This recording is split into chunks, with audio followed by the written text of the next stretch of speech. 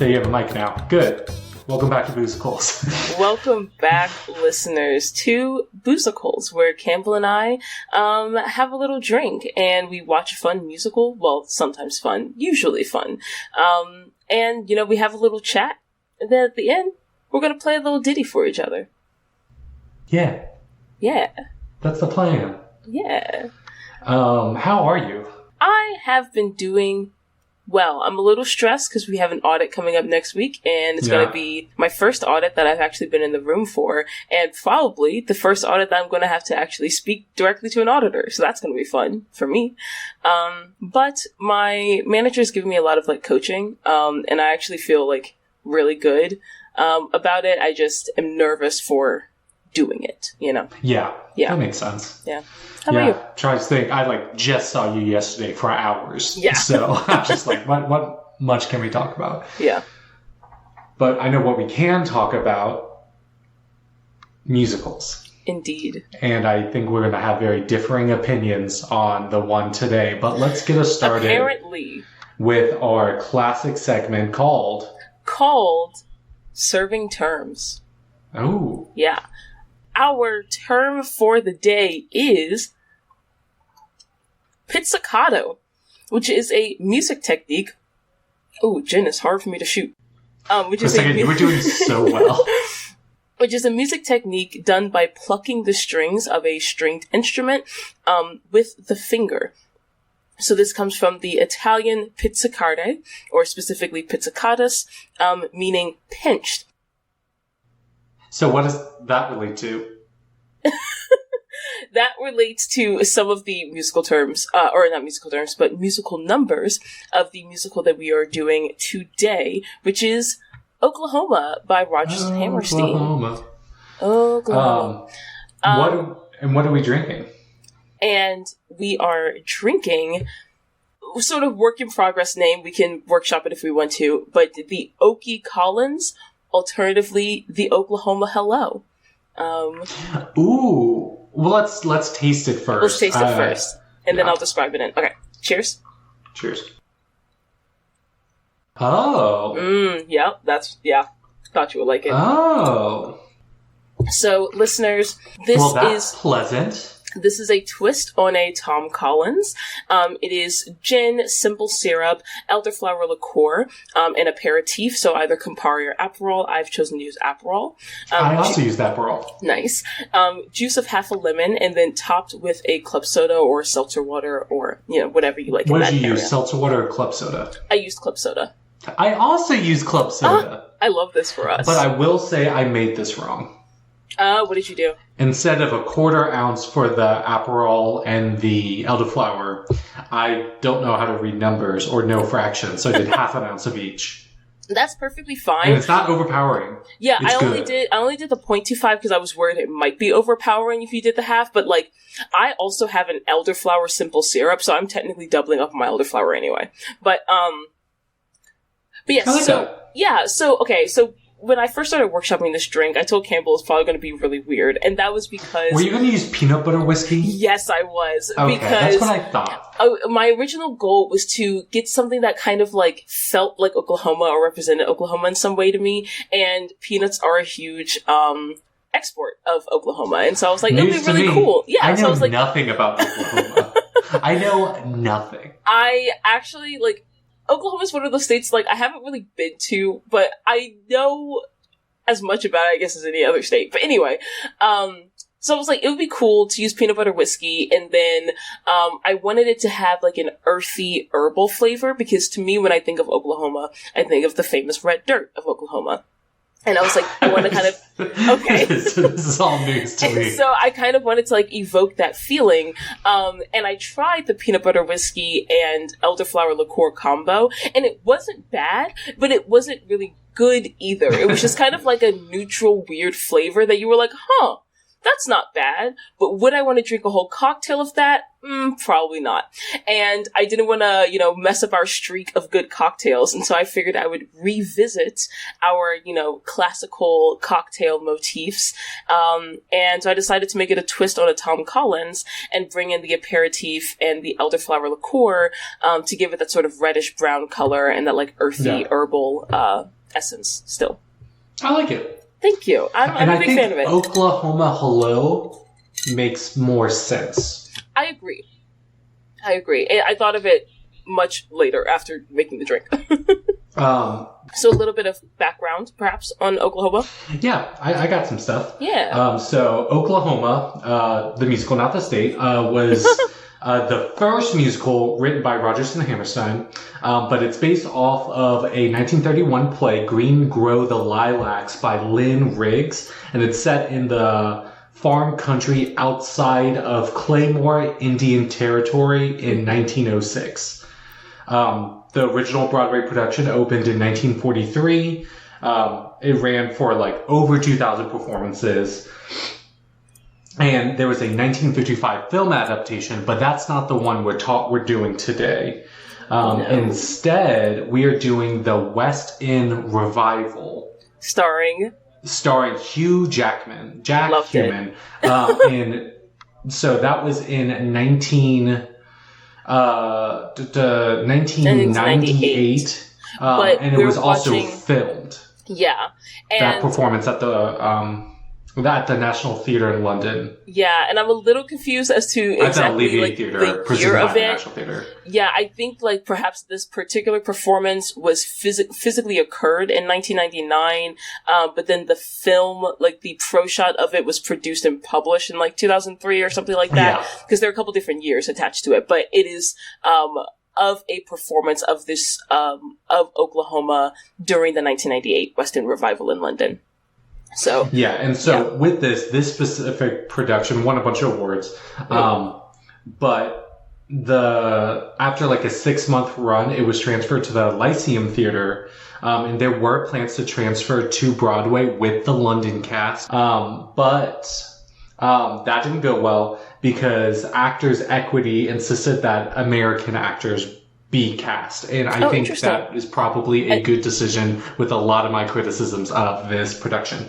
You mean the accents? Thank God for subtitles. The production was filmed live and it came out on DVD, but it was also broadcast in the United States in November 2003. Which is, I'm pretty sure, Hugh Jackman's only TV movie. Oh, okay. Interesting. And then the live recording was there was a limited theatrical re-release of it on July 16th and 19th in 2023, celebrating the 25th anniversary and the musical's 80th anniversary of the 1998 London performance. Yeah. That's cool. And then it's been revived and a lot of things like that. It's done a lot in schools. Yeah. And, so I didn't think I've ever seen Oklahoma. Which is a little concerning having watched it now. Yes. Yeah. I never thought I saw this before. Apparently, my elementary school did a production of it, and I went to it, and my mom was they cut out. It was don't you remember this? And I was I have no recollection of anything you're saying to me. Obviously, it did not leave an impression. So I was you know what? I'll watch it. I was maybe some memories will come up. No, I blocked it on my memory, apparently. Love that. This is not appropriate for Pemberton Elementary School. Not at all. To my recollection, have never seen it before, and this is not what I thought. In many ways, it is exactly what I thought it would be like, but in very specific key ways, it is incredibly different from what I thought it would be, and we will talk about those. So, okay, do we want to just get into it? Yeah, let's do another cheers, though. Cheers. Gonna need another swig to get into this. Okay.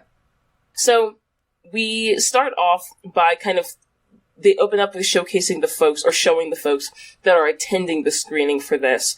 And it does the opening credits sort of over the curtains for the theater. And during this early sequence, we hear the overture for the musical. which I really enjoy. I think like it starts very fun and quick paced, but then sort of settles into more like romantic, strolling melody. Very classic typical musical overture. Yeah, classic Rodgers and Hammerstein overture. I really like the underlying pizzicato. Cheers. Cheers. You said you can't just say cheers and not drink. That's illegal, Raven. Oh my gosh. The underlying pizzicato harmony that gives it this like ambling, sort of like folksy feel to it. Mm-hmm. And a lot of the songs, like an overture normally does, bringing in the motifs from the rest of the show. A lot of the other songs throughout the show have that same or similar sort of underlying melody, and I really like the way it kind of evokes that like country ranch, like not quite prairie because they're not really Midwest, but like that feel, you know, of like being on the open range. It was very like Aaron Copland music, like hoedown rodeo, like that kind of vibe. Like I felt like I should be square dancing at almost any given time. Yeah. Yeah. We open up on a farm belonging to the best character. One of the two best characters. Yeah. I have two favorite characters in this. First one, Aunt Eller, played by Maureen Lipman, who's been in The Pianist, been in a lot of, different stage shows, Candide, See How They Run, Lost in Yonkers. By far, the best character. The best character, the most level-headed, the only one who makes sense at pretty much any time in the show. Yeah, I definitely did struggle with the accent in the very beginning. That's I'm like, fair. What is she saying? I never struggled to understand her because I've been around a lot of Southern accents in my life. And I think hers was the best attempt at a Southern accent. Like, in this, almost everyone else barely got there, and once they did, they like immediately slipped into like Newsies or something. I don't know what they slipped into, but they should have slipped the fuck out of it. They should have slipped out. But yeah, she's definitely the best character in this. Continue. And then we also are introduced to one of our protagonists, Curly McLean, played by none other than Hugh Jackman, Les Mis, Music Man, The Greatest Showman, Happy Feet. He plays the dad, Memphis, Wolverine, Van Helsing. So I just like really struggled that I'm supposed to believe you're speaking with this accent and then you're singing like this. That you're singing, yes, and that's my biggest problem. That was my biggest problem with this, is that they all have very classic, like, Broadway singer voices, and they sing with that, like, great singers. Their vocal performances are beautiful. Their voices are beautiful, but they have those very, like, round tones of, like, Broadway shows and stuff like that, and it's just, like, it doesn't work when you're switching from an ostensibly Oklahoman accent to this, like, Broadway, West End, like, theater voice. It doesn't All work. they had to do is not go so hard on the accent. Yeah. Because a lot of them are, not American. Mm-hmm. So it's just like, I really have to go for it. Because isn't Hugh Jackman Australian? Yes. Kind of like 30 Rock when Jenna slips into her Floridian accent. Yes. That's like what I was hearing most of the time, movie. Yeah.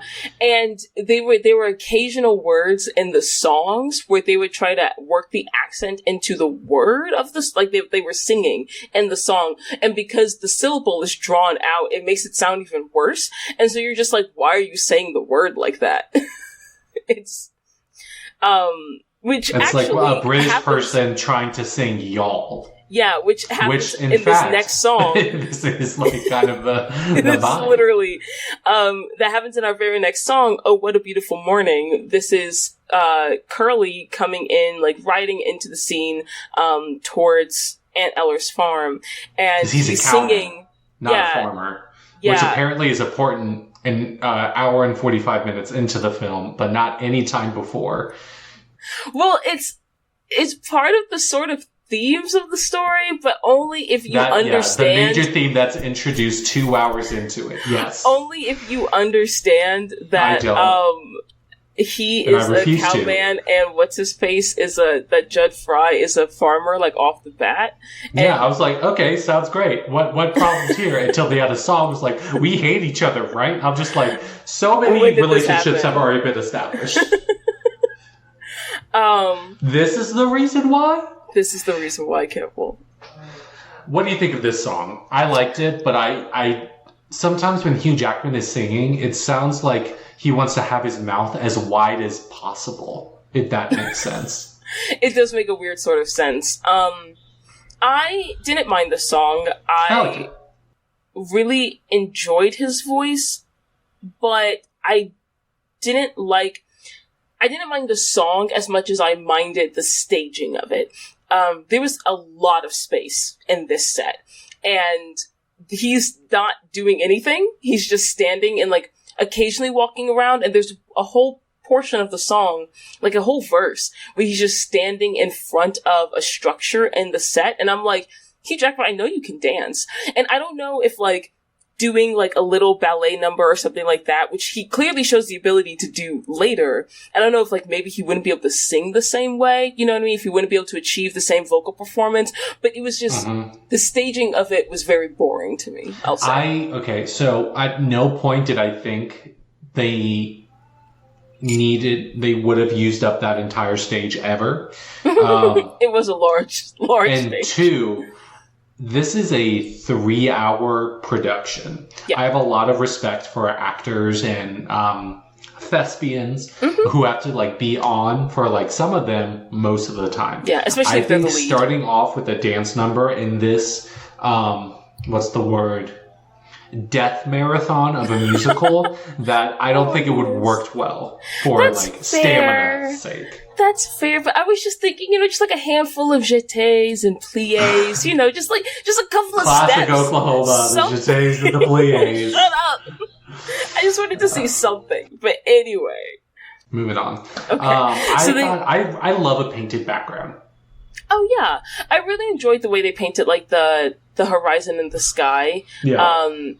It to me definitely gave that feel of like the bright like wide open skies and stuff like that of that region of the world with like how flat it is in certain areas, and so like it kind of makes the world feel bigger almost because you don't have like the mountains and the forests and stuff on the edges of the horizon like you do on like the East Coast, like in Virginia, So Curly and Aunt Eller are talking about how he likes Lori, who is a childhood friend of his. But he, according to her, he basically doesn't have a shot with her. And she brings up the upcoming box social, which is an event happening tonight, to raise money for a new schoolhouse. And basically it's going to be kind of a little like auction date function thing where girls will be bringing hampers and they're going to be auctioned off for the funds.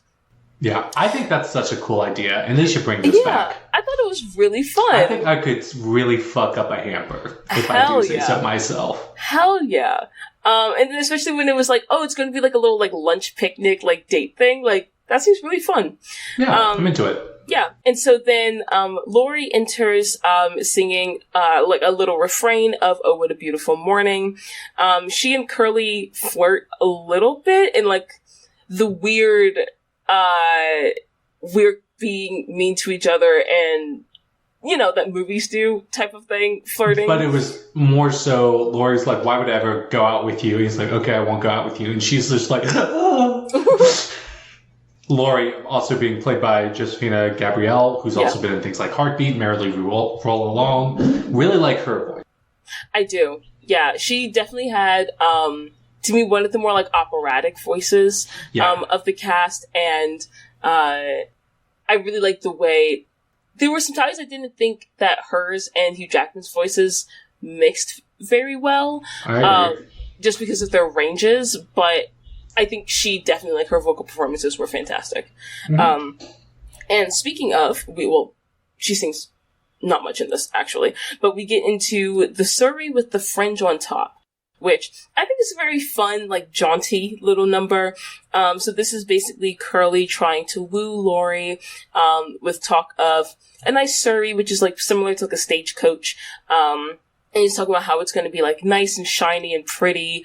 And basically they're going to be, you know, the talk of the town, when he drives her to this box social. At which point she makes mention of the fact that he hasn't actually asked her to the box social. And they have, like, kind of a fight, but also, again, one of those, like, fake fights between the people that are obviously the love interests. She sort of teases him. They do have, like, a little bit of a cute moment when he sings part of the song to her. She, like, lays her head on his knee or whatever. But then she gets mad again and storms off. And then, Aunt Eller is, like, a catch in herself. It's like, yeah, you should just take her. And she says, why don't you just, like, grab her and kiss her? She's basically just like, she's asking for it. Yeah. And I'm just like, yikes. There's a lot of that in this show. And then talking about other guys who may be interested in, like, Jace Hutchins, who's, like, a widower. He's, like, some doctor or vet. But also Judd Fry, a bullhead growly man, who's the best hired hand she's ever had on the farm. Yeah. The farm pretty much runs, like, by himself, and he lives in the smokehouse. Yeah. And Judd is played by Shuler Hensley, who's so also talented. Been in Van Helsing, like with the same as Hugh Jackman, but he was also in Tarzan the Musical, and he played Kerchak. I can see that. He was so talented in this. He is very talented. He made me so uncomfortable every time he was on the screen. He did, but then the thing that I love about it is the way you can immediately... The domestic abuse? No. Okay. But the way you can immediately sense the difference in, like, the actor himself when he comes on stage at the end for the curtain call. I love how, like, he changes his body so much that when he comes on stage for the curtain call, he's almost unrecognizable. And you're like, who is that person? And you're like, oh, that's John. It's like, what's his name in Waitress? What was with Keith? I don't know. He seems like a Keith, the character's name. Oh, yeah.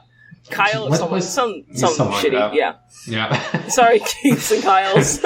I'm not. So then you see more people coming. We see Ike talking to Ellers, like, hey, can you take me to Claymore? She has something she needs to get. And they kind of, all, joke around talking to each other. And as they're walking off, you see, like, the circular stage panel kind of, like, move around. I was like, oh, that's cool. Yeah, I thought it was really cool that they had that feature.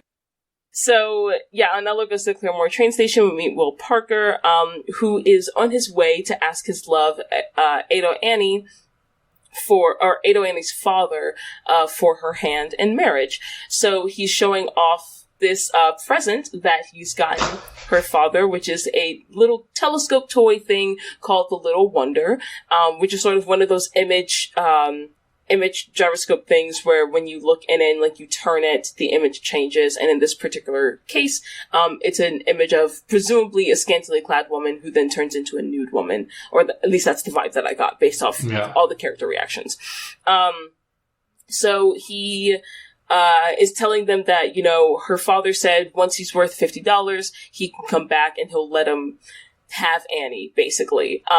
And he talks about his time in Kansas City, and we get into the song Kansas City, which, I think this is a basic, functional show tune, builds out the world a little bit, but doesn't, it's a fine song. It sounds nice. This is another song that I felt like went on too long. And so, Will Parker, played by Jimmy Johnston, I thought he does a really good job also in Beauty and the Beast, Galvin Barnum.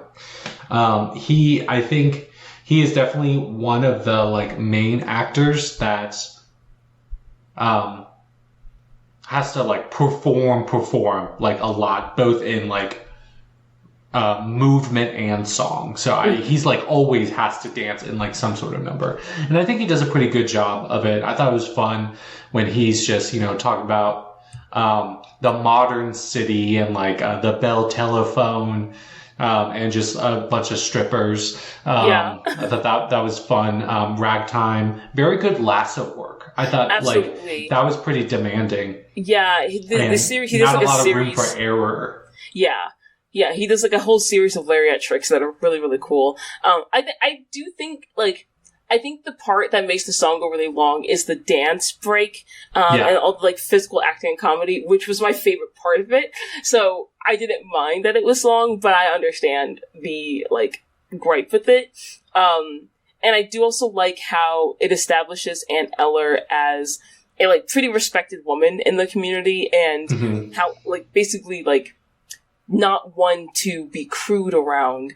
And they do all of that, like, almost entirely non-verbally, which I think one of the biggest things I really like about this show and musicals in general is when they perform things more exclusively through body language and not gesture song. I do appreciate that. Yeah, and I think there's a lot of, like, physical acting. I mean, there's a whole ballet that they added in to the show that I think does a lot of non-verbal storytelling that I really, really like. But I will say, I don't think the dancing here added any additional storytelling. That's fair. I just thought it was fun and entertaining. Okay, yeah. Yeah, it doesn't advance the plot in any substantial way. No, it just takes time out of my day. And so then it changes scene. We see some cornfields. We see Lori, barefoot Contessa, just walking around. And she runs into her, like, old pal, Ado Annie, and her current love interest, Ali Hakim. Yes. So they are played by Vicky Simon and Peter Policarpo.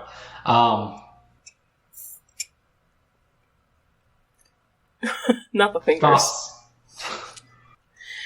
On his character, just as a entity. The peddler, just yeah, thought it was real racist that they wrote and cast the character the way it was. Early 20th century, so I understand the time, doesn't make it okay. But I like the overall story arc of the character.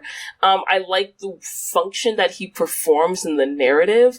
I just wish it was not, I just wish he was not the only non-white character in the story besides one of the ensemble who is not, doesn't need to be a person of color besides the fact that they are, you know? Yeah. I wish that there was, that either there was any other representation, that the representation looked nothing like this, or that they had just made him white. Because it's like, you heard it here first, Musicals listeners. Raven prefers all white cast.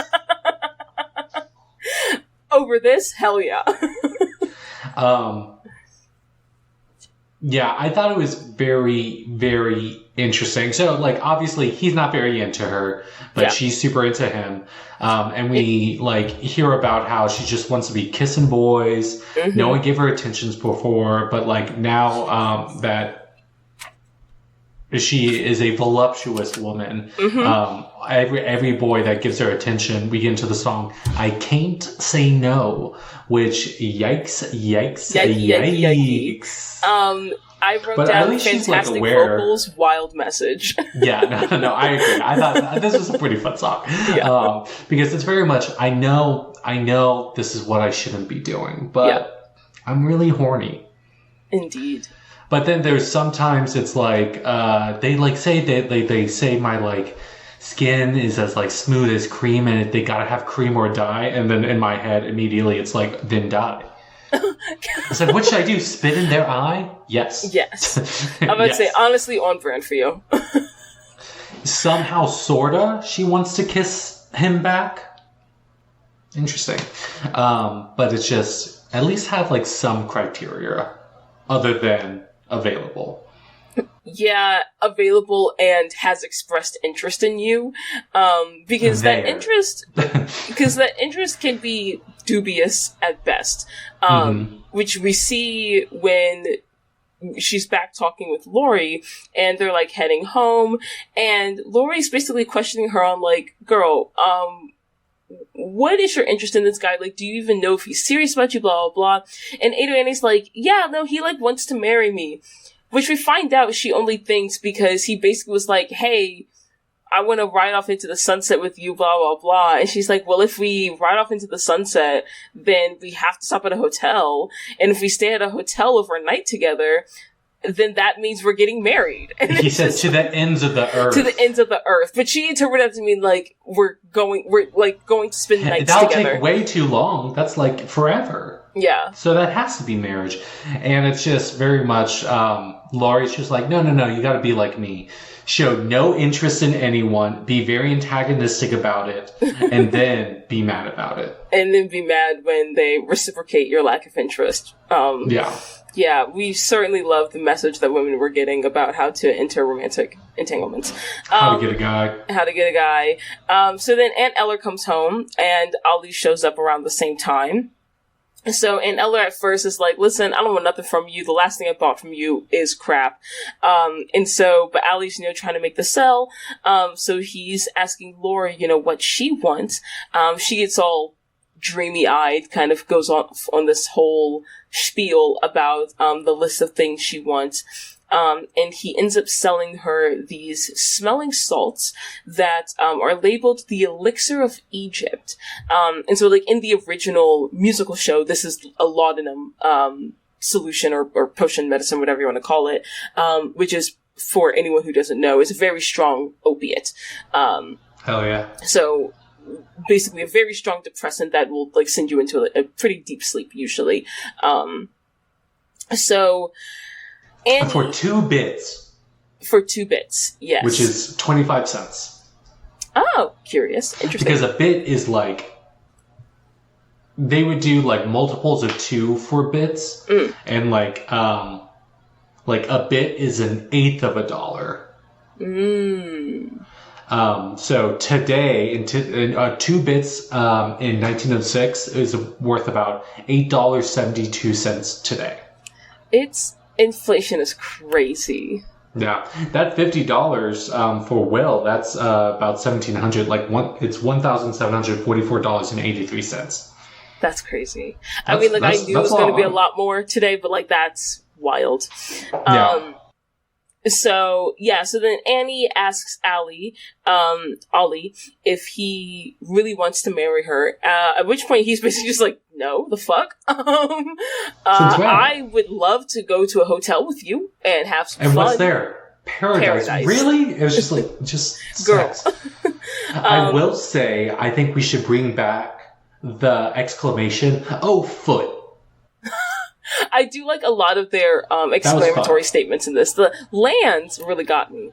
I don't know what it was about it. It got me.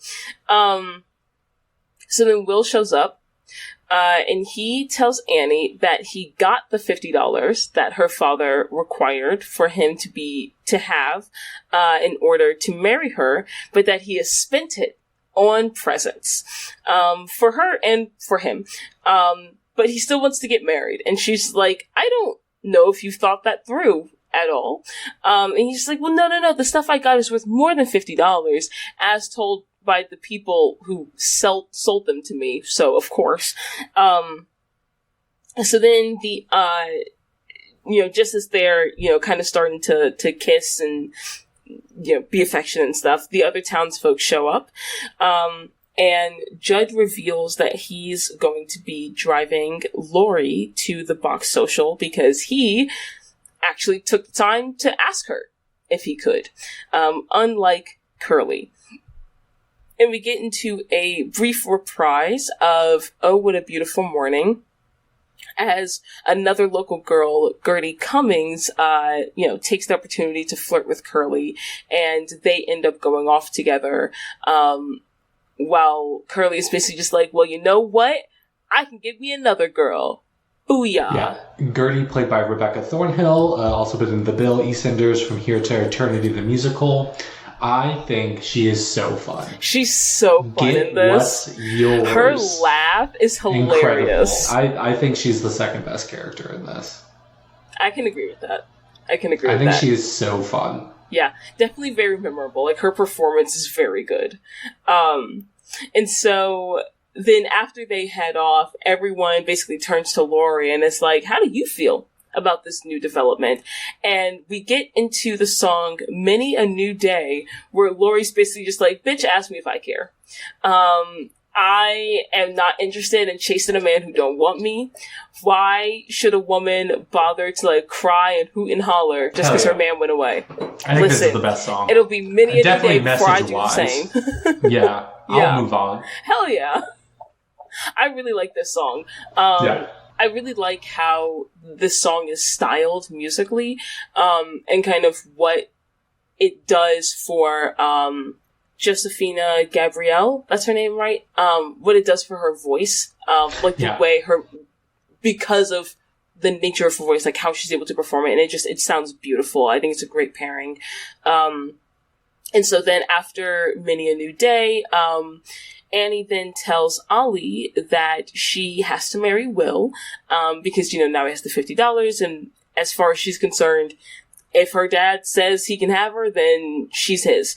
And so Ollie pretends to be sad, because he's not at all. He does not want to marry this girl, until her pa shows up, and who's also the judge of the town. Also the judge, which is not the vibe that you get when he first walks on stage. No.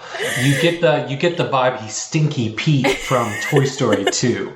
Literally. And so he says that Will needs to have the $50 cash, because of course that's what he meant. Why would you spend the $50 on presents, Will?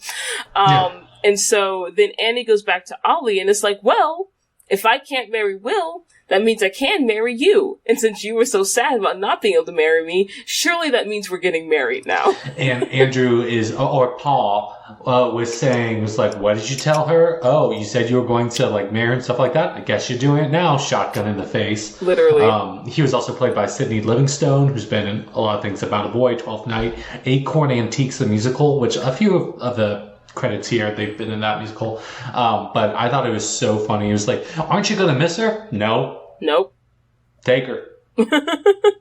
And so then Annie gets really excited. She goes to tell all the other ladies, and as she does so, Ollie hides behind the house. And we get into the song, It's a Scandal, It's an Outrage. I love this number. March of the Incels. Ali is so angry, and I think Peter Policarpo does such a great job in this performance. Just the comedic timing is fantastic. Yeah. The staging of it, I think, is really entertaining. And I just thought this was a very fun number. Yeah. So then, the ladies end up, like, towards the end of the number, the ladies end up finding him, and he scampers off, runs away. And we switch scenes to Curly and Gertie rolling up to Aunt Eller's house, and finding her and Lori on the porch putting together Lori's hamper for the social later tonight. Gertie's gooseberry tarts are so light and delicate. Indeed. All the boys are coming. All the boys are coming for them. My gooseberry tarts bring the boys to the yard. And so... yeah, her laugh is, like, comically annoying. Like I said, hats off to the actor. It's so good. And she ends up going in the house. Aunt Eller ends up following her in there. And Curly and Lori discuss the neighbors all gossiping about them and the state of their romantic entanglement, as I'm going to continue calling it. And we get into the song, People Will Say We're in Love. So Lori has a whole list of rules of how he can behave. Yeah. It takes a lot of effort to act bored. And this song, I thought it was a fun song, especially the reprise later on, and you know how it's like different and like it's definite tonal shift. So I think this is a very cute song. I think it's charming and very sentimental. I agree. And it also has that pizzicato harmony in the background. Cheers. But I can't cheers because I'm out of a drink. Do you want to get another drink? Yeah. Okay. Campbell, do you remember being back in, like, 3rd grade and having, like, music class and learning to play the recorder and, like, hot cross buns? Fun fact. So, I know a lot of wind instruments. I physically was not able to play the recorder. My teacher told me just to stand there at the concert. But yeah, I'm familiar with the concept. That's so sad. It's okay. I can play the bassoon. I've gotten over it. I don't feel bad about it. Okay, well, we'll move on. Put a pin in that. Put a pin in that. Boop. So, unfortunately enough, there are students all across the country that have never before had a general music education class and don't have the ability or the opportunity to access music education and get the chance to learn tons of different wind instruments or even just the recorder. And that's why we are partnering with Education Through Music, which is an organization that partners with low-income schools in New York City to provide students better access to music education. Also, 53% of New York City schools do not have a music teacher on faculty full-time. So Education Through Music also provides weekly music education by putting qualified music teachers into these schools.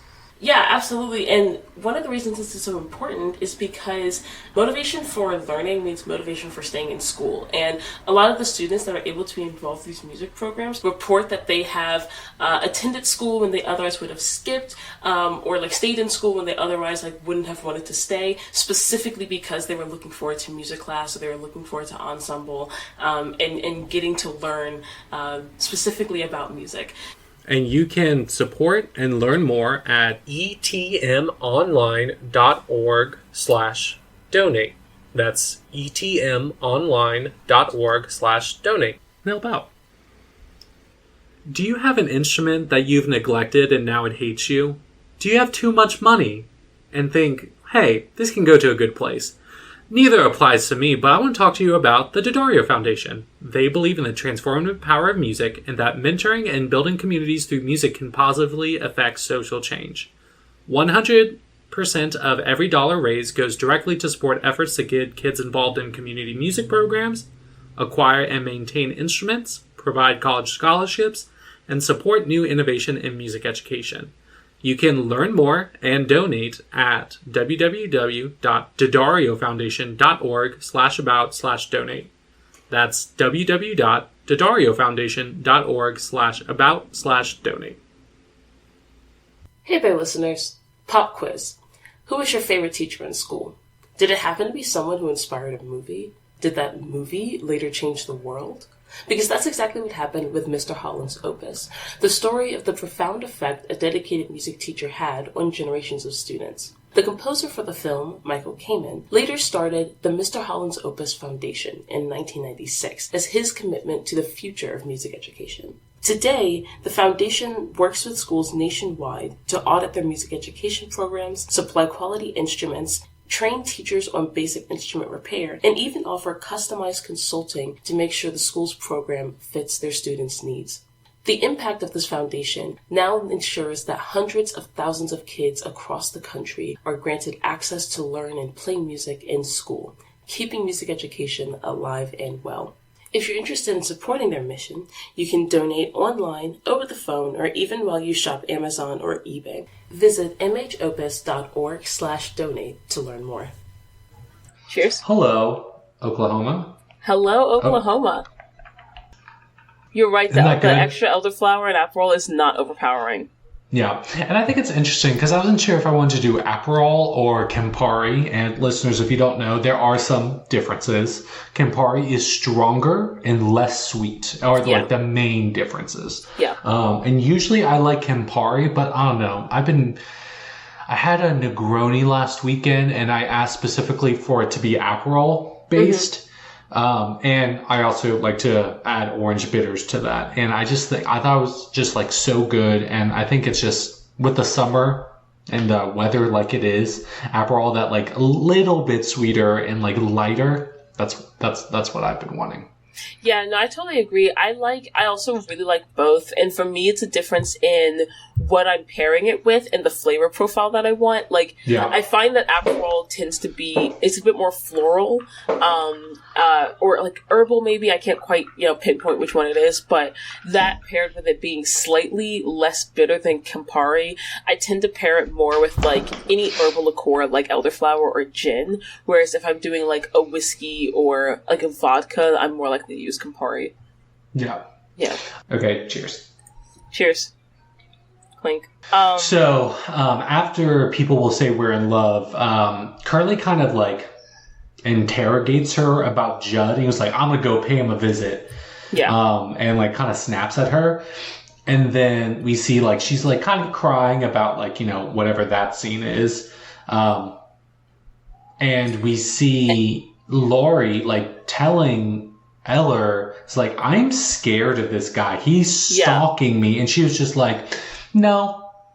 Yeah, she, like, actually tells Eller, like, I'm afraid of what Judd will do if I tell him I don't want to go to the social with him. And I'm like, all the red flags, girl, the reddest of flags, like, what? And so then, and Eller's like, well, I got you this present, and she gives her the box that she brought from the train station, and it is a very nice dress, which is nice, steaming. But, like, read the room, maybe? I don't know. And so then Curly goes to see Judd. In the murder shack. In the murder shack. I thought this was a really interesting scene. What the fuck was the scene? He was just trying to convince him to kill himself. Okay, so, yes. So I was like, where's this energy coming from? Curly goes to see Judd, he's cleaning his gun, and he has a bunch of pictures of, like, naked and or scantily clad women hung up around his shack. He's like, hey, check out my porn. And so then Curly is going around pointing out different, you know, elements of the shack, and he points to this big hook that has a length of rope tied around it. And he starts describing in detail how Judd could, and maybe should, just hang himself. Yeah, it's like, this is pretty sturdy. You could definitely, have you ever thought about hanging yourself on this? And he's like, what? He was like, yeah, and at first, it's like pretty sturdy. Judd is Get like, on a stool. Take 5 minutes or left, you'd be dead. And he's like, what are you talking about? What are you talking about? And so then he's like, Jackman the villain here? And then, you know, your funeral will be a nice dignified affair. Everyone will come around, talk about how much they miss you. And you know, all the ladies, they never want to say how they feel about you when you're alive, but they'll say so at your funeral. And so then we get into the song, Poor Judd is Dead. Is died. It's like a Pop-Tart tragedy, how all the songs are spelled. Songs. Yeah. A beautiful diamond ring was in Sid. The way what the Judd fuck sings is this song? and Serene behind Curly is hilarious. Great vocal performance from Judd. No complaints there. Yeah. Judd got some pipes. And he's just like, I don't know, this was just weird to me. I didn't like it. I really liked this scene. Surprised. I thought the weird, like, off-kilter humor of it was not very in keeping with most Rodgers and Hammerstein shows. It felt a bit more Gilbert and Sullivan to me. Well, it was also their first show, so that makes sense. Fair. Yeah, I personally, like, I thought this scene was very interesting to have an actual scene where Curly and Judd sit down together and their weird and disparate personalities not even bounce off of, but just fully clash with each other. Yeah. I will say, yeah, and I find it interesting that people would think to do this. Yeah, just in general. But I do think it's interesting, this, like, the poor Judd died. I think, poor Judd is dead. I think there were some very fun lines. It's like, you treat it like you appreciate the animals. You treat the rats like equals, which is a correct thing. You are equal to rats. I think like parts like that are fun, and I was very glad to see that side of Curly instead of like hopeless romantic, like cowhand man, blah blah blah, cowboy cowhand man. Worst superhero ever. His hands are cows. And they're like, you know, playing, drinking. They're actually like bonding, but it's, you know, a ruse to be like, hey, you should kill yourself, blah, blah, blah. And then you see like definite threats between the two of them at first, because like Judd is shown as creepy, intimidating, things like that. And I do really think it's cool that Curly was like, hey, can I see your gun? Let me try to shoot that real quick. And he's an amazing shot. And he's just like, hey, see, I'm fine. I am not threatened. I am here and this is what I want. Yeah. What do you think? Also, which was cool. I thought that was a really cool moment. We find out that Judd, I agree, I really like that moment narratively, but then we also find out that Judd may have committed arson and possibly triple or pentuple homicide, or he just told the story. Pentuple or quintuple? Quintuple is the word that I was looking for. Yeah. Thank you.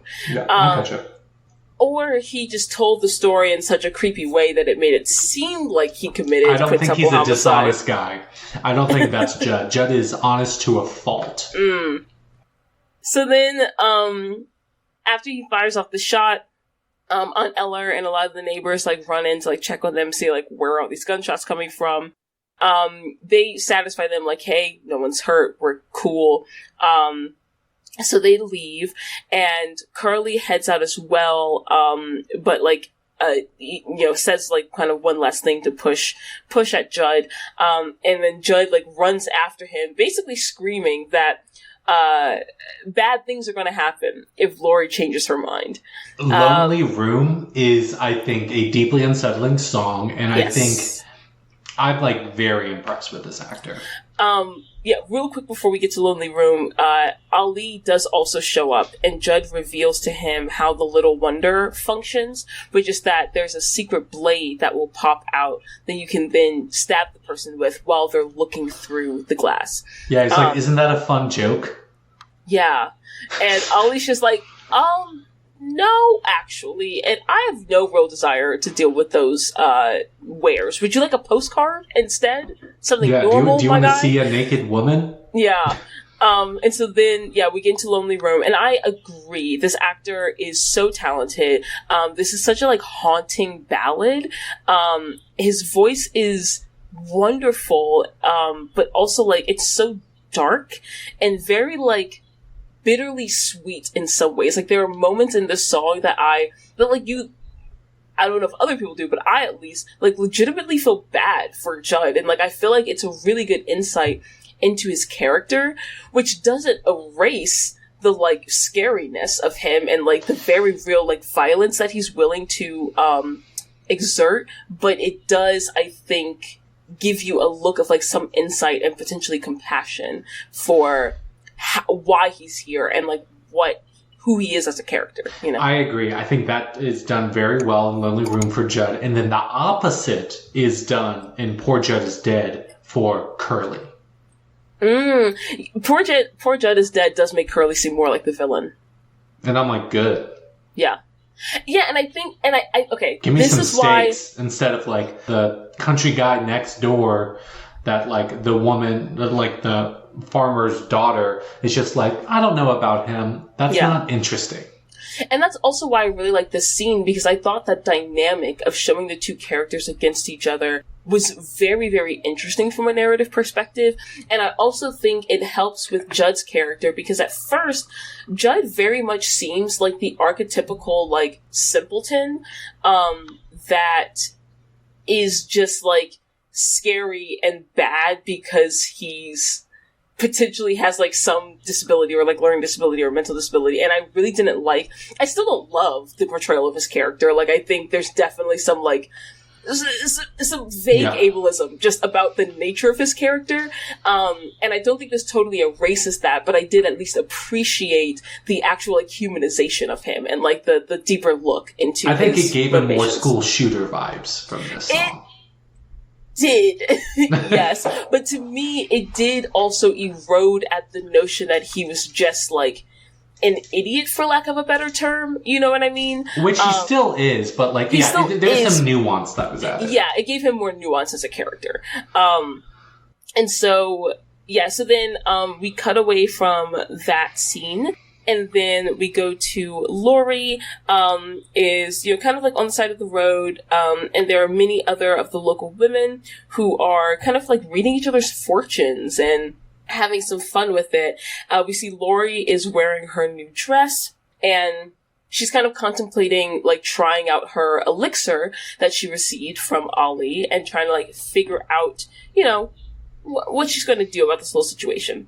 And so the other, like, local women come over and they, kind of tease her about, like, getting her fortune read. And then she kind of pushes some of them away. And they ask her, like, who are you going to go to the box social with? You have all these all these lovers, all these suitors hanging around you. What are you going to do? And we get into the song Out of My Dreams. because she does the drugs. The drugs. I thought this was so silly because it's just like, you need to make up your mind. Who is it going to be? Is it going to be the super hot, family loves him, kind guy from my childhood, who's or crazy the about alcoholic Lenny from Of Mice of Men, but with a gun? Like, I don't understand but why with a gun who has made it very clear he's willing to and will use it if he doesn't get the answer he wants. It's crazy. Yeah.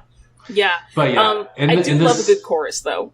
Yeah, and I the harmonies are so good here. Yeah. And I love how they're all like, girl, just go with Curly. What the fuck? Yeah, like, are you dumb? But I think maybe it's more coming from a place of fear, both of Judd and fear of rejection of Curly. Yes, I agree. Because, like, when you have those strong feelings for someone, like, being open about them and, like, owning up to them can almost be scarier sometimes. And I kind of like that theme of it. So finally they leave her alone, and she, repeats the refrain of the song as she tries her elixir, her smelling salt in this case, and falls asleep. And we get into the ballet. I really, really love this sequence. It is very long. It's like 18 minutes or something like that. It's so long, but similar to the sequence in American in Paris, I thought it was just like such beautiful storytelling. I do love ballets in general. But that was really good storytelling and like very affecting. Like, so it starts off with, she's dancing with the other two young ladies that are in Aunt Eller's care, and they're dancing around, and then they eventually leave. And, we see all these other ladies come with their hampers that they're putting together for the box social, and then the gentlemen arrive, and they're all dancing together. It's this big ensemble number. And then all of them pair up and kind of go off, and we see that she's left all alone until Curly shows up. And they then dance together, which starts like hesitant and sort of stiff at first, but soon loosens up and becomes a bit more like effortless.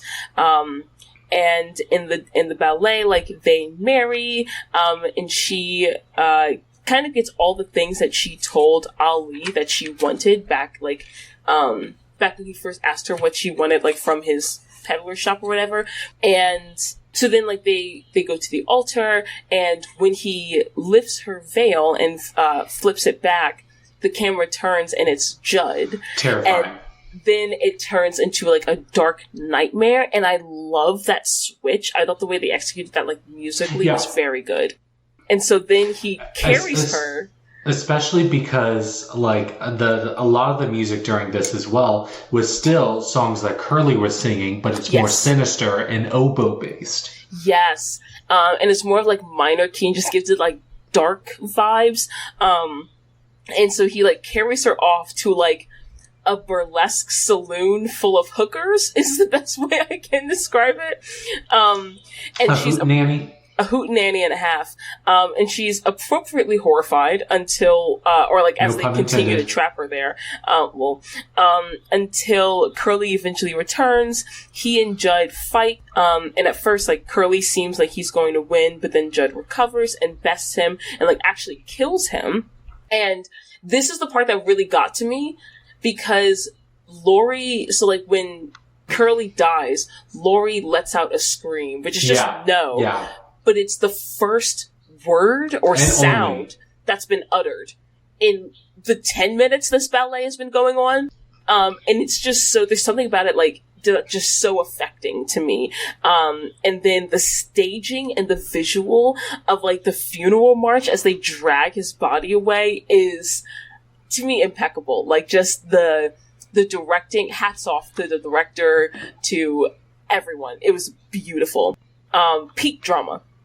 And so then it ends with her basically having a nightmare of Judd essaying her. And then it cuts to her back awake, and Judd is standing over her, and everyone is, like, ready to start the box social. And I'm just like, I'm fully traumatized. Yeah, and he's like, "You're coming with me, right?" And, like, despite that opiate opera, she was just like, "Yes." Yeah. Because she's afraid that he's going to kill her. or Curly. And then you also find out, though, Curly got a gun. Mm-hmm. And so he brandishes his shiny new gun for the audience.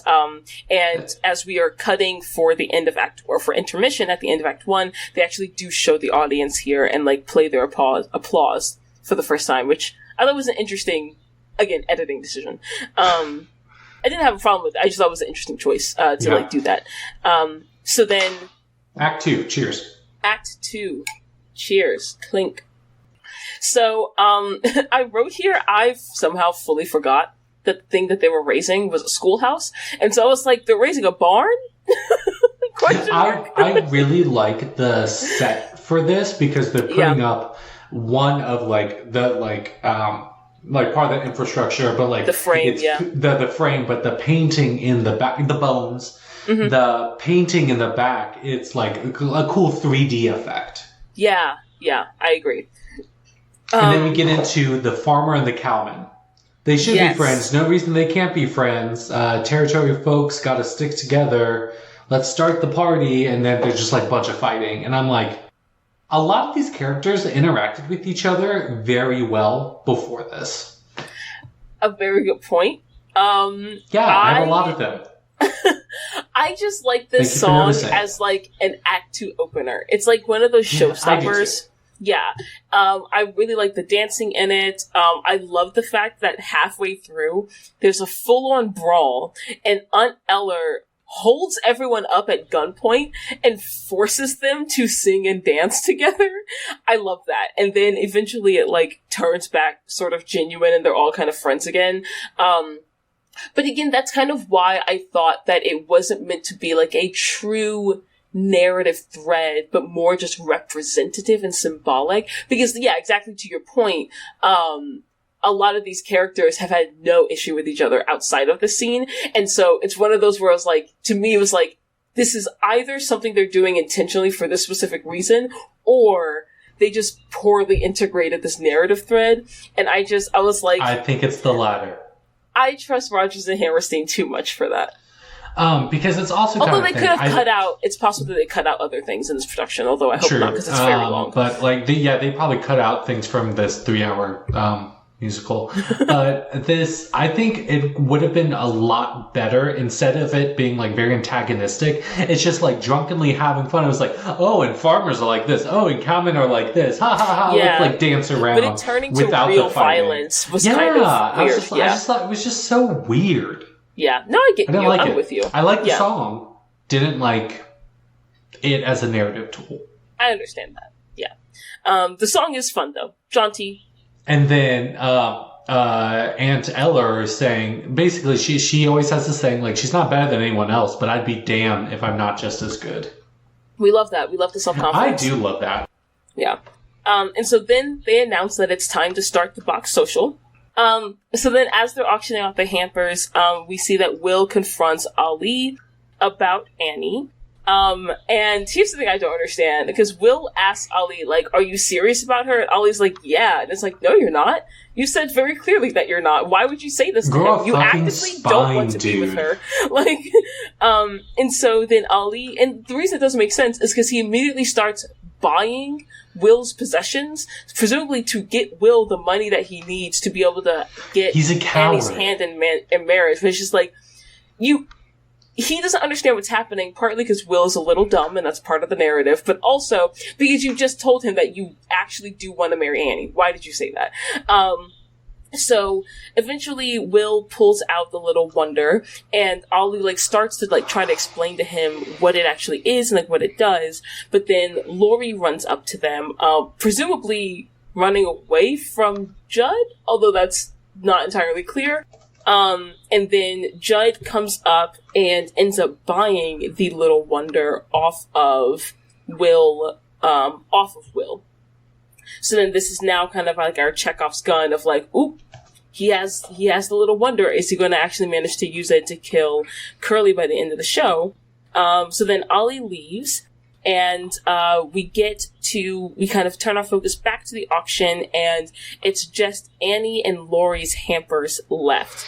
So Annie's goes first, and most people are fairly reluctant, let's say, to bid on it. Until Will eventually shows up and bids the whole $50 he has just gotten back from Ali, on her hamper. Despite the fact that the highest bid at this point is like $3, maybe? Yeah, they said the highest like it's ever been is $10. Yeah. And he bids the whole 50. He's not a smart man. No, so he then, just doesn't get it. He just doesn't get it. So then they're like painstakingly trying to explain this to him. And Ali eventually ends up saving him by bidding $51 so that he gets to keep his 50, which means Ali has now spent $100 in 1905 money on this man getting to marry the woman he doesn't want to marry. So then it's Laurie's. Then Laurie's is going, and everyone's very keen to get her hamper.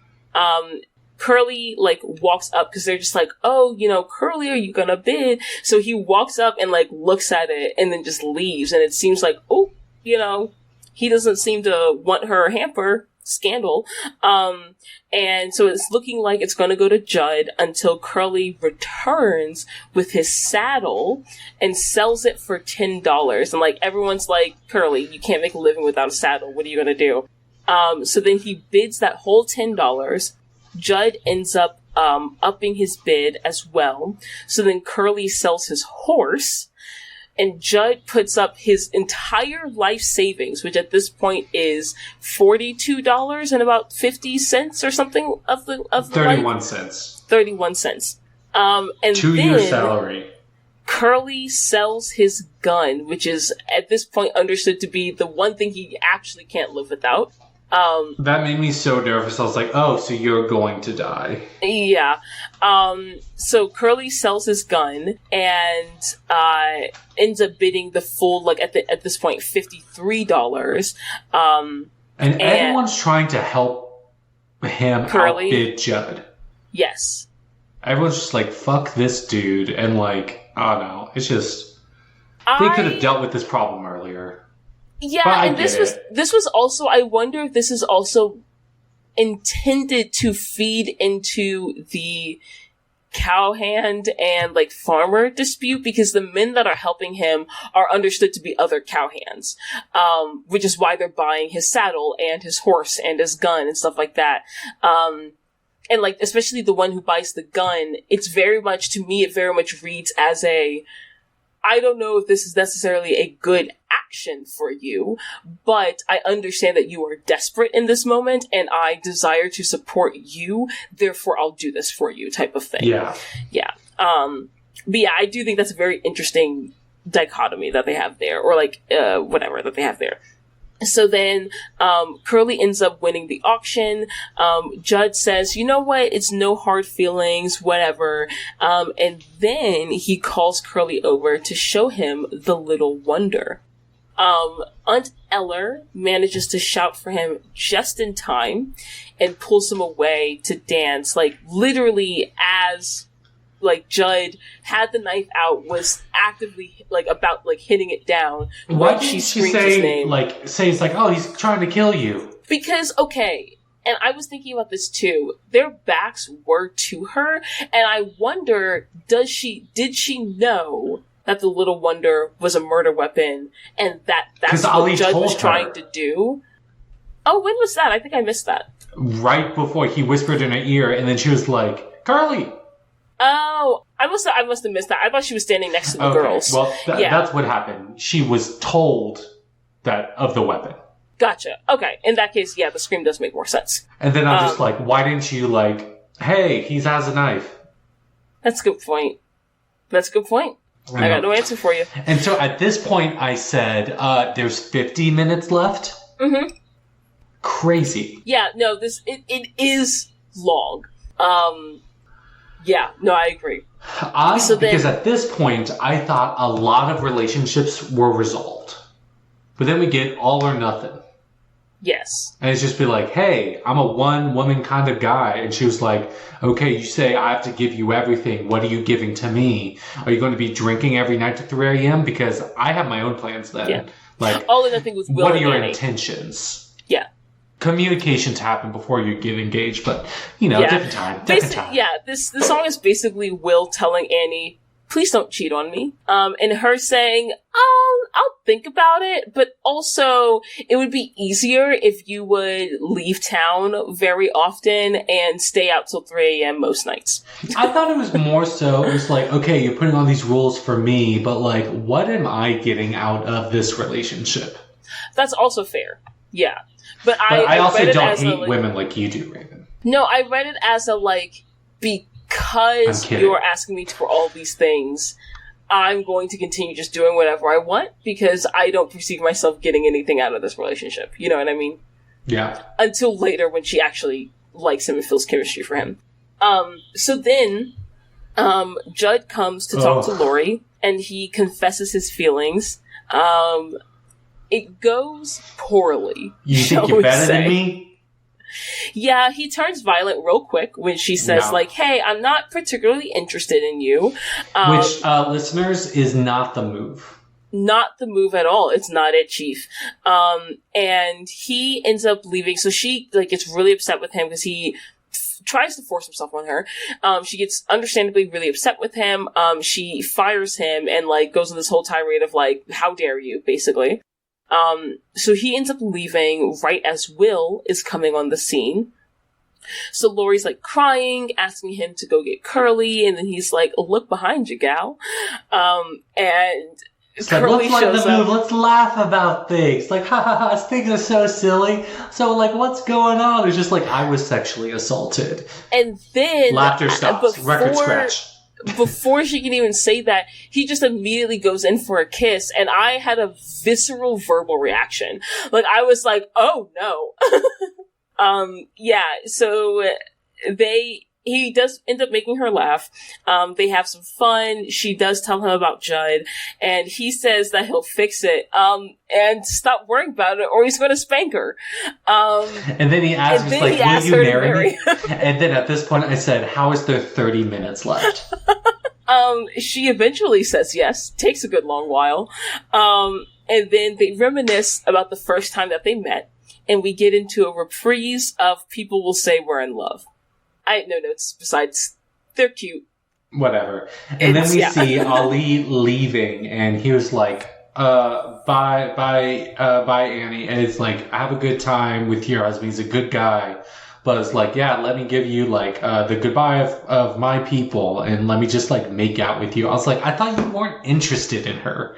I don't understand this character. No, I think this is actually narratively consistent for him because he's established that the only thing he ever wanted to do was feel her up. Okay, and so now it's I've gone through all of this trouble for you. I should at least get that. And is that bad? Yes. Okay. But... okay. I get that a little bit more. Yeah. But it was just it was just too much. And then I agree. Will is there, just sees all this, and she's like, don't worry, it's fine. He was just giving me a Persian goodbye. And then he gives her an Oklahoma hello. Cheers. At this point, this should have been the end of Ali, though. Why do they bring him back? Yeah, it's so weird that he comes back. I thought that was really weird. I was like, okay, this is resolved. Especially it's only a few weeks later. Yeah. This is resolved. I agree. They shouldn't have brought it back. Cut to Lori's and Curly's wedding. We get into the song Oklahoma, I was like, this is crazy. This is so far into the musical. The song is Oklahoma. I agree. But and I thought it was earlier for some reason. The lyric, we know we belong to the land, and the land we belong to is grand, feels wild coming from an all-white cast in Oklahoma, in an area that at this time is literally called Indian Territory. I was just especially because the Oklahoma, is it the who are the indigenous people there? It's not the... I don't know well enough to know, but I do know that anyway, Oklahoma comes from an indigenous term. In that language, it means red people. Yeah. Yikes. So they're singing this song, which origins means that, and they were like, this is our land. This is our land. And I was just like, I can't watch this and say nothing. Listeners, we all live on stolen land in this country. Indeed, we do. And besides that, the actual song I do enjoy. It's a nice operatic number. Feels very in keeping with Rodgers and Hammerstein, but just would feel a little better if it wasn't the whitest cast. Yeah, it's crazy. And so then they like get married, go upstairs to like go have sex. Yep. And then they're like, supposedly the men later on are going to steal them away after they coom. And we hear Gertie laughing. Why is she laughing? She also had a wedding. Who did she marry? Ali. Get out of here. Why are you here? Why does she want to be... Why does she want a peddler? It just felt he weird. Has money, so good for her. Yeah, but it just felt weird in so many ways. It's just like, I didn't get it, and he just should have been gone. And then Will's like, oh, let me kiss her, because I'm a friend of the family, like he did before. Yeah. And then... which I did understand to like basically be just him trying to make Annie jealous and or get at Ali. And it worked. It worked very well. She threw hands immediately. She flies into a jealous rage and attacks Gertie. And then she and Will, like, go off. And we learn that Judd Fry is back Gertie. From... Like, this man kisses her and she gets punched in the face? Literally. And gets nothing out of it at the end other than Ali for a husband who has already established he doesn't like her. Yeah. So then, yes, we find out that Judd Fry is back in town. He's been gone for 3 weeks. Yes. And so Andrew Paul / the judge was specifically not drinking just in case something went down. I was just like, oh, a redeeming moment. Cool. Good for you. A redeeming moment. So the townsmen all show back up. And they drag Curly and Lori from their bed. Curly and... So then, like, they're doing this weird tradition of, like, terrifying the newlywed couple. When Judd turns up and is, like, trying to, you know, make a little scene. So Curly and Judd get in a fight. Judd pulls a knife that he has. And a bench. Lori... And a bench. Lori screams, and like it's just like the one in the ballet, which I thought was interesting. That was crazy. It was like it didn't fit this moment as much, but I understood awful. The connection they were trying to make, and I was like, you could have maybe chose a different moment to do that. But it actually would have been interesting if they had her do it at the moment that it is revealed that Judd has been stabbed. And then it could be an interesting mirroring moment between originally she screamed for Curly, but now like maybe even she's surprised by the idea that she's upset about Judd dying. Yeah. So Judd ends up getting stabbed, and they carry him off to the doctor, but we find out that he dies. And there's a bunch more plot, listeners. Oh my god. So then they come back as like, he's dead, and obviously everyone in town saw what happens. Like, you have to turn yourself in. I was like, one, why? Everyone saw what happened. And then two, they're like, a lot of witnesses. Like, you know what? We're going to have a trial right here. And they're like... Which is not legal, I'm fairly It's not legal. And then, like, they're just like, oh, let's do it. It's just like, no, the judge is like, say this, say this, say this. Any witnesses to corroborate? And they do. One person has an objection, the court marshal or whatever. Yeah, who's like, hey guys, this isn't legal. Aunt Eller's just like, well, if you say that, I'm going to tell your wife that you've been cheating on her and everyone will believe me. And everyone's like, I agree. And like, but it was all for nothing because like, he didn't stab him. I think that's up for debate. Whatever. I don't think he stabbed him. Clearly a self-defense thing. Yeah, he was fighting him in self-defense, for sure. He did not, like, fully intentionally disarm him of the knife and then use the knife to stab him, but his actions did result in Judd being stabbed, although those actions, again, were taken in self-defense. I think it, honestly, like, truly, if this were to go to a court of law, I think it would be an interesting case. Like, you could definitely still make the self-defense case, but I think it, like, could be an interesting story if it were its own story and not, like, in the nature that they handle it. Like, obviously, yes, every single person on this stage in this context is going to rule him not guilty. You know what I mean? Why is Lori sad? I actually understand that because I think Lori's conflicting feelings over Judd make a lot of sense and actually to me kind of humanize both her and him because it's established that, like, even after she fires him, after he, like, forcibly kisses her, she's still upset about that. Like, she feels bad about that. I thought she felt bad because she's scared of him. Yes, I thought that, like, she expressed concern of, like, what is he going to do now? He's going to come kill me. Can you stay the night with me? I also read it as, like, she has known him for a long time. And I don't know, I read hated some of it, every second of it.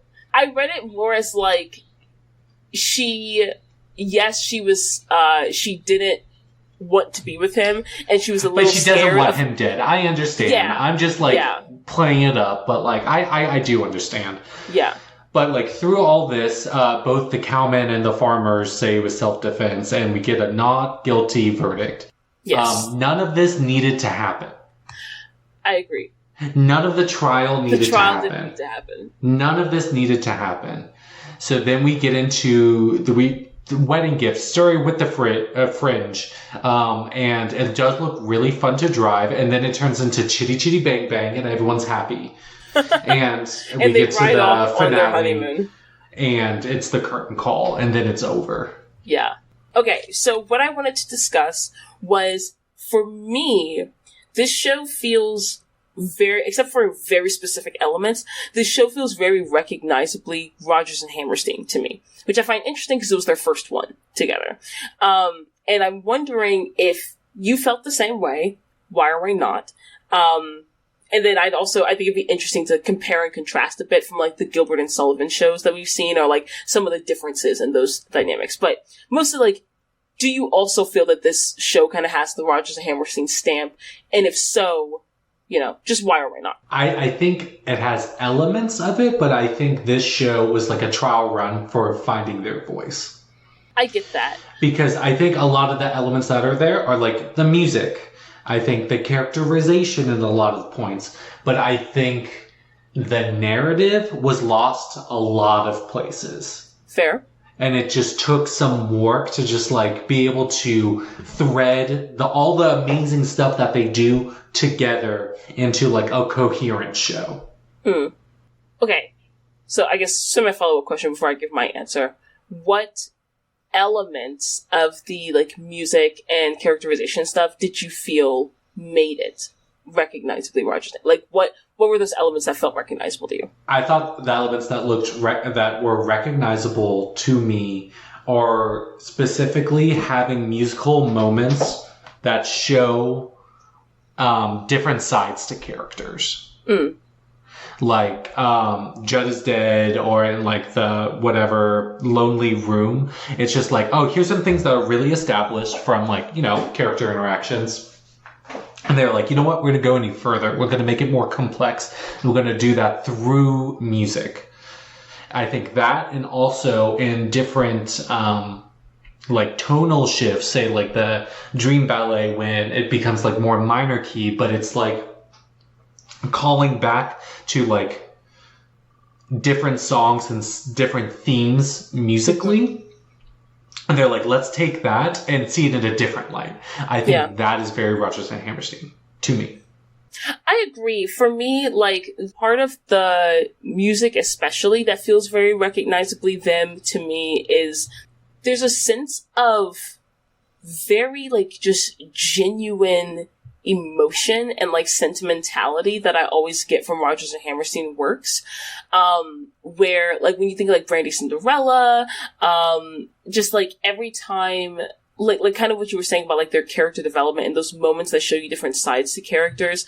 To me, Rodgers and Hammerstein's work always have such a focus on the sort of human side of it and making these character moments and these narratives very, like, emotionally affecting and seemingly genuine, even when they might sometimes be a little ridiculous. Whereas, for me, I think, like, the thing that made this noticeable to me was contrasting that to more like a Gilbert and Sullivan style, where I feel like Gilbert and Sullivan, even when they have stories that can definitely have, like, an emotional resonation with an audience, they're very much played for laughs. There's always an air of comedy. Yeah, it's always like, much of their you works. Get it?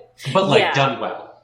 Yes, and I think, like, that's why Poor Judd is Dead felt like a bridge moment to me, where, like, that piece felt a little Gilbert and Sullivan to me in that, like, it's an entire scene played very much for laughs, but where in the context of the story, the characters aren't doing it for laughs. The characters are serious, but the audience understands it to be humorous.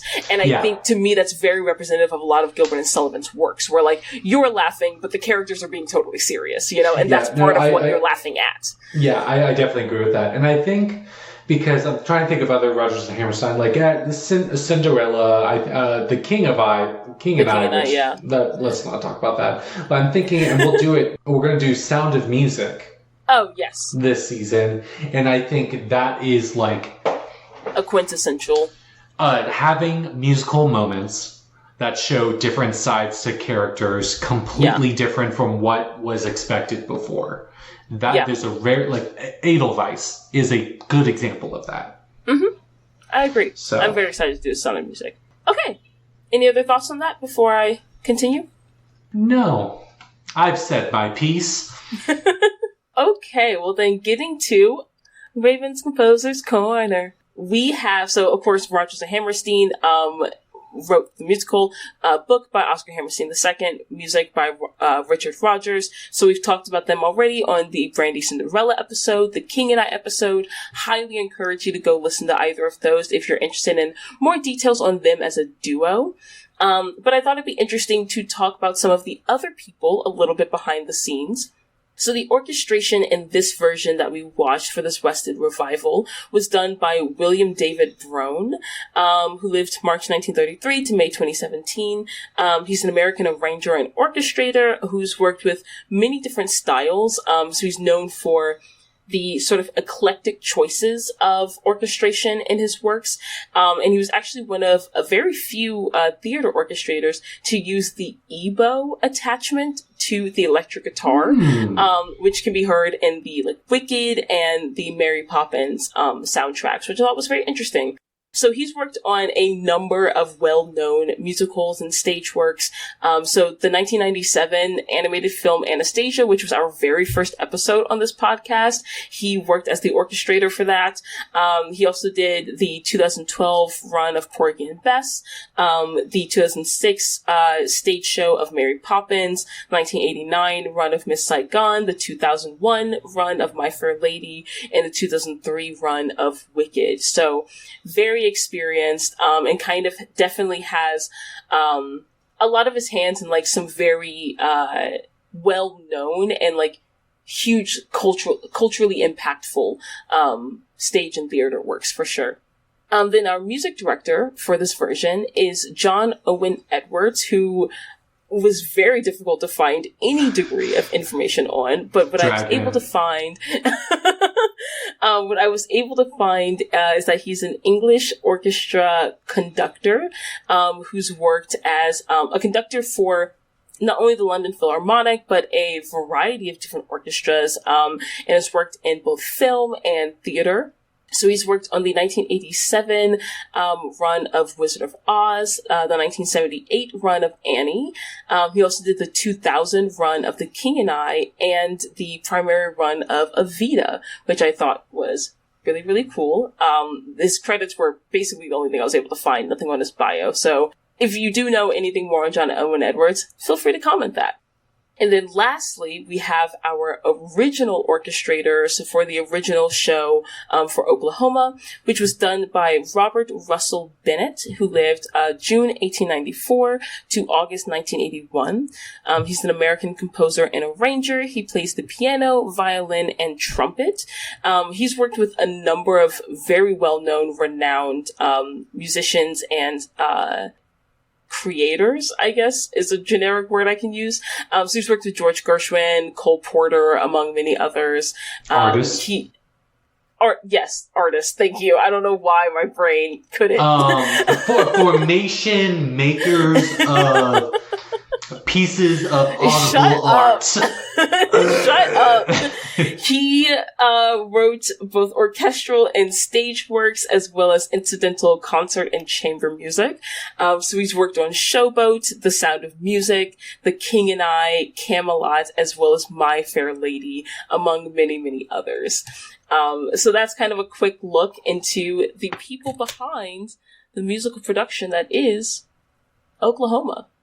And now, Campbell, what are we playing? I have no idea. So you'll be playing violin, and I'll be playing Beautiful. clarinet, and we'll be playing the Surrey with the fringe on. Love it. Okay, let me grab my violin and let's do this thing. Burp. Bye.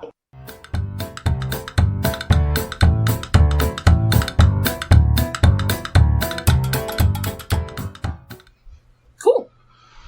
That was fun. It was fun. It wasn't so bad. It's like when you get into the cut time 8th notes or 16th notes, listeners, mechanically. It's fun. That's why I wanted to like switch it up, because originally how I was like edit a bunch of sheet music. Usually it's just like one part and then the melody, and there's like repeats and stuff like that. I didn't think that was going to be fun for one of us, so I made it more fun for both of us. Yeah. No, that was definitely a fun piece, and like I don't think I've ever felt as confident playing cut time. Like normally cut time is kind of hard for me. That was just a very fun, again, just jaunty little melody. And I think enjoyed it's it. helpful because like that song in itself, it's like recognizable, it's simple. So like, because I know sometimes you struggle with like the counting, or like you don't feel bothered to count. I think it would be the best, was a better way to say that. Every time. No, you don't. That's stop lying. You don't try as much as you could. Anyway, Campbell, how would you rate this musical? 4 out of 10. Easy. 4? Yeah, I'd give it a 4. I'm not even joking. It's not even a bit. That's I'd give it crazy. a 4. I was like, the songs I really like are fine. Yeah. The performances are fine. There's a lot of parts I like, but like the accents are terrible. The transitions between them, what they want to have like narrative plot points, I talked in length about. So with that, what do you think were the redeeming qualities of this musical for me? For you, the redeeming qualities of the musical. The existence of Aunt Eller and Gertie's characters. Okay, cool. I would say some of the dance breaks, like some of the dance scenes, but not all of them, because certainly some of them probably felt too long to you. Yeah. With all that in mind, I think a 4 is generous. Fair. I would legitimately give this like a 9 out of 10. You are out of your damn mind. We have never disagreed so much. Why? Or were you? Okay. Did you have some opiates? Because the couple of things that I would change for this musical are like make Ali Hakim either white or just not the only non-white character. Yeah, racist. Continue. Make Judd Fry's character stop implying that he has some sort of mental or learning disability. Don't do that. That's bad. And then besides that, there's maybe a couple of scenes that I would like abridge, but there's very little that I actually would like, and the accents, of course, like the accents were a big thing, but like there's very little that I would abridge or change. I'd like thoroughly, even with how long it was, when I got towards the end, I was like, yes, this is very long, but it felt less like, to me personally, because I was enjoying it so much, it felt less the way I felt in like Matilda, when I was like, this is too long and I want it to end. The music and story and characters were so much better in Matilda. That is crazy to me. It was more like this is visually long, and I would rather have experienced this in theaters. Is more like how I felt. Like this didn't. So you felt, I'm in person with Campbell watching this. This is feeling like a drag. No, for Oklahoma. For Matilda, I'd just rather not watch it. But for Oklahoma, it's crazy to me that you would give this musical a 9. I really enjoyed this. This is crazy to me. Actually, I enjoyed most of this musical. Like, it's so wild because, like, I know you like dissonant. You did not agree with a lot of my points. You said they were fair. Yeah. I think you're smarter than this musical, and I think this is crazy that you liked it so much. I don't know if you've ever had like such. Do you know what you also gave a 9? Chicago. Yeah, and I stand by that. Actually, you think it's as good as Chicago? Campbell, I really enjoyed this. That is crazy. The amount of times I said this was emotionally affecting, like, so much of this, I was just like, I'm not sure I can express anymore what specifically it was, but I thoroughly enjoyed the experience of watching this musical. Okay. Yeah. I think we're going to have to take a deeper dive into that in your psyche. Maybe for one of our happy hour specials. Well, yeah, maybe one of the happy hour specials, we'll like live watch it with people and we have people comment. So yeah, this is the end of the podcast forever, apparently. Just kidding. Like, I understand, like, I do get that like people like it. There's just like so many glaring things that I just like did not enjoy. I didn't think made sense. And that's what's surprising to me, because I think a lot of the problems I had with it are just like, I mean, of course they're my opinions, but I think some things like objectively didn't make sense. And I think it's wild to me that if you have like that sort of like mindset that you would love it. That's Does that make sense? Yeah, no, I totally understand where you're coming from, and that's why I'm like, I can't even explain why I like this so much. I just did. Okay, and like, I think I'm more okay with your like, I give it 9 out of 10. I really enjoyed it. I don't know why. It doesn't seem like there's a good reason. It just scratched an itch for me. I don't know. I am okay with that. The podcast can continue, everyone. I think I'm way more okay with like, yeah, I don't know why it doesn't make sense. And I'm like, I also agree it doesn't make sense. This is where we can agree. So, listeners, thank you for listening. You can find us wherever podcasts are found. Please rate us 5 stars. If you have any comments, suggestions, cocktail recommendations, or if you like tried some of our cocktails that we work very hard on, please let us know. Tag us, #boozicles, all that stuff. You can email us at boozicles@gmail.com. That's BOOZICALS @gmail.com, or DM us or follow us on our Instagram at boozicles, where we share, music education nonprofits. In every episode description are the recipes, but if you actually want to like see what they look like, sometimes Raven and I have different interpretations of that as well. The pictures are on our Instagram. I think I need to not talk to you for a bit, Raven. Not talk to me? No, it's okay. I'm going to send you memes in like 2 seconds. Yeah, that's the episode. Goodbye. Let's just wrap it up. Goodbye, listeners. That was fun.